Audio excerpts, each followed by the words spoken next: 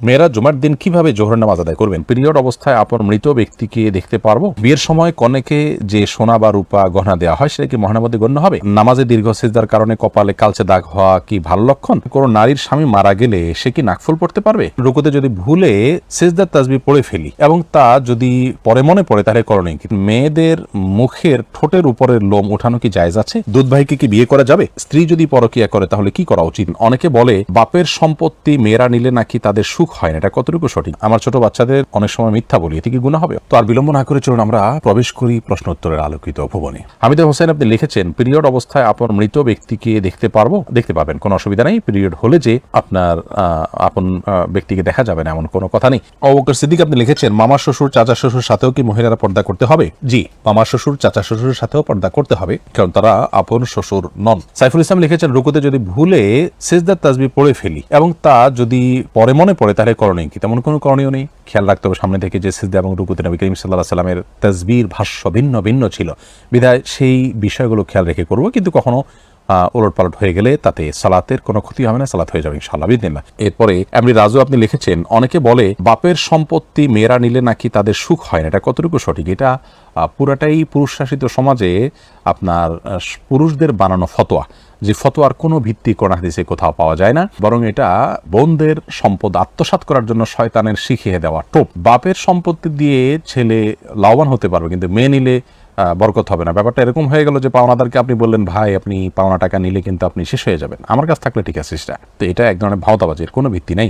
MD সাগর হোসেন আপনি লিখেছেন, জন্মের পর কোনো বাচ্চার কানে যদি আজান না দেওয়া হয় তাহলে পরবর্তীতে বিধান কি? পরবর্তীতে আর কোনো বিধান নেই। আর বাচ্চার কানে আজান দেওয়ার বিষয়ে অনেকগুলো হাদিস বর্ণিত হয়েছে, যদি হাদিসগুলোর প্রায় সবগুলোর এই হাদিসের সনদ নিয়ে মুহাদ্দিসরা আপত্তি তুলেছেন, অনেকেই দায়ী বলেছেন। সবগুলো কি?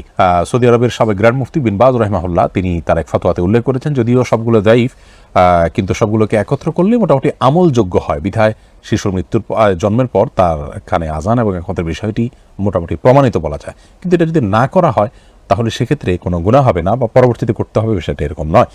রিয়াজ আল সিদ্দিক আপনি লিখেছেন, স্বামী স্ত্রী একসঙ্গে তাহাজ্জুদের নামাজ আদায় করতে পারে কিনা? পারবে, কোনো অসুবিধা নেই। যদি জামাতের সাথে আদায় করতে চান, পুরুষ সামনে স্ত্রীর পিছনে দাঁড়াবেন, বাকি পাশাপাশি দাঁড়িয়ে যার যা নামাজ তিনি আদায় করতে পারেন, কোনো অসুবিধা নেই। মোশাররফ শিকদার আপনি লিখেছেন, নামাজ 5 ওয়াক্ত আদায় করি কিন্তু খারাপ ভিডিও দেখা ছাড়তে পারি না, আমার করণীয় কি? খারাপ ভিডিও আপনি কোথায় দেখেন? সোশ্যাল মিডিয়াতে দেখেন, তাহলে সেগুলো থেকে নিজেকে দূরে সরে ফেলবেন, অ্যাপ ডিলিট করে ফেলবেন, আনইনস্টল করে ফেলবেন এবং নেট ব্যবহার ছেড়ে দিবেন, অ্যান্ড্রয়েড সেট ব্যবহার করা ছেড়ে দিবেন। এই শক্ত এবং কঠোর পদক্ষেপগুলো নিতে হবে। রোগ যখন চরম আকারে চলে যায় তখন অপারেশনে যেতে হয়। এই অপারেশন যদি নিজের উপরে চালাতে পারেন, ইনশাআল্লাহ আপনি সংশোধনের পথে আসতে পারবেন এবং নির্জনতা সহ যেই পরিস্থিতিতে এগুলো দেখার বদ অভ্যাস তৈরি হয় এবং প্রবৃত্তি জাগ্রত হয়, সেই পরিবেশ থেকে বেঁচে থাকার চেষ্টা করবেন, নির্জনতা অ্যাভয়েড করবেন, আল্লাহর কাছে আশ্রয় চাইবেন। এবং সেই সাথে ওয়াফি লাইফ, মনে রাখবেন, ওয়াফি লাইফ পাবলিকেশনস থেকে একটি বই প্রকাশিত হয়েছে বাংলায়, অস্ট্রেলিয়ান একজন লেখকের।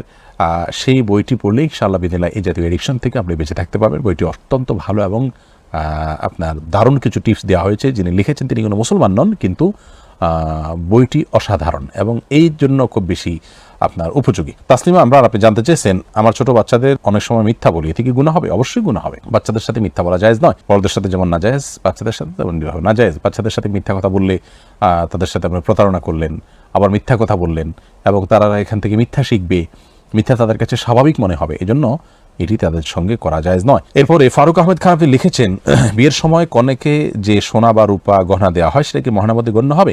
এটা মহানার ভিতরে গণ্য করতে চাইলে মহানার মধ্যে গণ্য করা যাবে, তবে মহানার হিসাবে দিতে হলে অবশ্যই বিয়ের সময় দেওয়ার সময় তাকে নিয়ত করে দিতে হবে, যেটা মহানা হিসাবে আমরা দিলাম, এবং জানিয়ে দিতে হবে। যদি মহানা হিসাবে তিনি গণ্য না করেন, এমনি উপঢৌকন হিসাবে দিয়ে থাকেন, তাহলে তো সেটি চলে গেল। আর মহানা হিসাবে যদি দেন, সেটা অবশ্যই মহানা হিসাবে গণ্য করে কাটতে পারবেন। এমডি আবির লিখেছেন, নতুন ঘর বানালে মিলাদ দেওয়াটা কি সুন্নাহ? না ভাই, মিলাদ দেওয়ার কোনো সুন্নাহ কর্তৃক নির্দেশনা নেই, বরং নতুন ঘর বানিয়েছেন বিসমিল্লাহ বলে আল্লাহর নাম নিয়ে প্রবেশ করবেন, শুরু করবেন, ইবাদত বন্দেগী সালাতে দেদের মাধ্যমে সব অবস্থান করা শুরু করতে পারে, কিন্তু মিলাদ দিতে হবে সেটার জন্য কোনো ভিত্তি নেই। আপনারা প্রিয়জনদেরকে ডেকে তাদেরকে খাইয়ে আপনি আল্লাহ শুকরিয়া আদায় করে আপনি ঘরে প্রবেশ করতে পারেন, সেটা একান্তই আপনার বিষয়। কিন্তু এর জন্য কোনো ফরম্যাট ঠিক করে দিচ্ছে শরীয়ত, মিলাদ দিতে হবে, লোকজন ডেকে মিষ্টির বিতরণ করতে হবে, এরকম কোনো কথা নেই, এরকম কোনো সিস্টেম ইসলাম বলেনি। জাকির হোসেন আপনি লিখেছেন, আমার আসরের নামাজ ছুটে গেছে, আমি এখন কি মাগরিবের নামাজ আদায় করে নিতে পারবো? আসরের নামাজ ছুটে গেছে, এখন মাগরিবের ওয়াক্ত হয়ে গেছে, তাহলে আপনি আগে আসর ওয়াক্ত পড়ে নিয়ে তারপর মাগরিবের নামাজ আদায় করবেন। এদিকে এই ক্ষেত্রে তারতিব বা ধারাবাহিকতার যেটা আছে সেটা রক্ষা করাটা আপনার জন্য জরুরি। হ্যাঁ, যদি এমন হয় যে এখন মাগরিবের ওয়াক্ত তো অনেক কম থাকে, আসর পড়ে তারপর মাগরিব পড়তে গেলে মাগরিবের ওয়াক্তটা রিস্কে পড়ে যাবে আবার, তাহলে সেক্ষেত্রে আগে মাগরিব পড়ে ফেলবেন, আসর পরে পড়বেন। এমডি হাসান মল্লিক আপনি লিখেছেন, আপনার কাছে আমার একটি প্রশ্ন, স্ত্রী যদি পরকিয়া করে তাহলে কি করা উচিত? স্ত্রীকে পরকিয়া থেকে দূরে সরাবার জন্য উদ্যোগী হওয়া উচিত, তাকে বোঝানো উচিত, অভিমান করা উচিত, শাসন করা উচিত, তৃতীয় পক্ষের সহায়তা নেওয়া উচিত, উভয় পক্ষের অভিভাবকদের মাধ্যমে তাকে সংশোধন করার জন্য উদ্যোগ নিতে হবে, যাকে দিয়ে বোঝানো সম্ভব হয় তাকে দিয়ে বোঝাতে হবে, এবং তার সাথে সাময়িক সম্পর্ক ছিন্ন করে শাসন করলে, তা থেকে দূরে থাকলে, বিছানা পৃথক করে করলে, অর্থাৎ যত রকমের প্রেশার দেওয়া যেতে পারে সেগুলো দিয়ে তাকে সংশোধন করা যেতে পারে, সেটি করবেন। যদি সেগুলোর কোনোটি কোনো কাজ না হয় তাহলে সেক্ষেত্রে তাকে বয়কট করার এখতিয়ার স্বামীর আছে, অর্থাৎ তাকে তালাক দেওয়ার সুযোগ আছে, কিন্তু সমস্ত স্টেপগুলো চলে যাবে, আসার সমস্ত দুয়ারগুলো প্রায় বন্ধ মনে হবে, এরকম হয়ে গেলে তখন সেই পর্যায়ে গিয়ে এই তালাক বা বিচ্ছেদের দিকে তারা হাঁটতে পারেন। কিন্তু এরকম পরিস্থিতি যদি তারা সম্পর্ক টিকিয়ে রাখেন তাহলে সেক্ষেত্রে সেটা গুনাহের কারণ হবে না, বা পরকীয়া লিপ্ত হলেই সম্পর্ক অটোমেটিকলি ছিন্ন হয়ে যাবে, স্বামী স্ত্রীর ব্যাপারটা সেরকম নয়। সীমা আক্তার লিখেছেন, কোনো নারীর স্বামী মারা গেলে সে কি নাকফুল পড়তে পারবে? পারবে, কোনো অসুবিধা নেই। নাকফুল পড়লে সমস্যা হবে, বা জীবিতরা, স্বামী জীবিত আছেন, নাকফুল না পড়লে স্বামী মারা যাবেন, এই সমস্ত কথা আমাদের সমাজে প্রচলিত আছে। এগুলো একান্তই ভিত্তিহীন এবং ভ্রান্ত কথা, যেগুলোর কোনো ভিত্তি কোরআন হাদিসের কোথাও নেই। একজনের নাকফুলের আপনার দায় আরেকজনের উপরে আসবে, একজন না পড়লে আরেকজনকে সেটা দায় নিতে হবে, এরকম কোনো কথা নেই, এবং এগুলো নিছকই আমাদের মন গড়া বানানো বিষয়। ফারজানা আলম আপনি জানতে চেয়েছেন, মেয়েদের মুখের ঠোঁটের উপরের লোম ওঠানো কি জায়েজ আছে? যদি অনেক বেশি হয় এবং দৃষ্টিকটু লেভেলে হয়, পুরুষের মতো দেখা যায়, মুছের মতো দেখা যায়, তাহলে সেক্ষেত্রে অবশ্যই এটা ওঠানো জায়েজ আছে। আর যদি খুবই হালকা পাতলা থাকে, দেখা না যায় ওইভাবে, তাহলে সেটা ওঠানোর চেষ্টা করা বা কসরত করা উচিত নয়। সুমাইয়া শিউলি আপনি লিখেছেন, দুধ ভাইকে কি বিয়ে করা যাবে? উত্তর হলো না, দুধ ভাইকে বিবাহ করা যাবে না, কারণ দুধ ভাই দুধ বোন বিবাহের বিধিবিধানের ক্ষেত্রে এবং দেখা দেওয়ার ক্ষেত্রে আপন ভাই বোনের মতো। আপন ভাইয়ের সাথে যেরকম আপনি দেখা দিতে পারেন, দুধ ভাইয়ের সাথে সেরকম দেখা দিতে পারেন, আর যার সাথে দেখা দেওয়া জায়েজ আছে তার সাথে বিবাহ বন্ধনে আবদ্ধ হওয়া জায়েজ নয়। দিবা আপনি লিখেছেন, নামাজে দীর্ঘ সিজদার কারণে কপালে কালচে দাগ হওয়া কি ভালো লক্ষণ?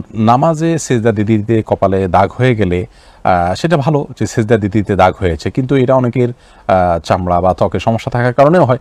এটা হয়ে গেলে যে একটা মানুষ খুব ভালো মানুষ হয়ে যাবে, ব্যাপারটা কিন্তু সেরকম না। আমরা অনেকে মনে করি যে নামাজে বোধহয় পড়তে পড়তে কপালে দাগ হয়ে গেলে সে লোক জান্নাতি, এবং এটাকে আমরা অনেকে অনেক বড় কিছু মনে করি। এরকম কোরআন হাদিসে কোনো ভিত্তি কিন্তু এরকম কোনো কথা বলা হয়নি, এরকম এর কোনো ভিত্তি কোরআন হাদিসে নেই। তবে হ্যাঁ, ইবাদত করতে করতে তার কোনো আলামত বা ছাপ ব্যক্তির উপরে পড়ে যাওয়া, এটা তো ভালো, আলহামদুলিল্লাহ, কিন্তু এর মানে এই নয় যে এটা ইবাদতের কারণে হয়েছে, এটা শারীরিক কোনো সমস্যার কারণে, তার ত্বকের সমস্যার কারণে হতে পারে। আর এটা হলেই যে সে ভালো মানুষ হয়ে যাবে, আর না হলে সে ভালো ইবাদত গুজার না, ব্যাপারটা সেরকম না, এরকম যোগ বিয়োগ করার কোনো সুযোগ নেই। স্পর্শ এই আইডি থেকে আপনি লিখেছেন, মেয়েরা জুমার দিন কিভাবে জোহর নামাজ আদায় করবেন? অন্যদিন যেভাবে জোহর নামাজ আদায় করেন ঠিক একইভাবে সেদিন জোহর নামাজ আদায় করবেন। নামাজের ওয়াক্ত হওয়ার পরেই তারা আদায় করে ফেলতে পারবেন। মসজিদের জুমার পরে তাদেরকে আদায় করতে হবে এমন কোনো বাধ্যবাধকতা নেই।